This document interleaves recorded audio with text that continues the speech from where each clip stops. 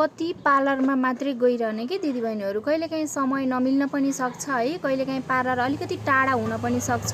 घरमै बसेर आफूले नै सजिलो तरिकाले युज गरेर हटाउन सकिने, यो बेबी हेयरहरू हटाउन सकिने मैले यो रेजर लिएर आएको छु है। यो 4-in-1 रेजर हो, एकदमै सजिलो छ, हजुरहरूले युज गर्न पनि सजिलैसँग सक्नुहुन्छ।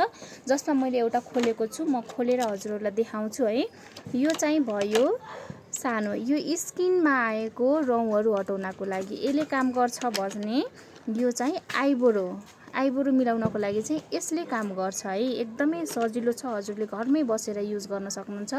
यो भयो यो नाकको प्वालभित्र आउने सानो हेयरहरू हटाउनको लागि यसले काम गर्छ भने बोडीको लागि चाहिँ यसले काम गर्छ है।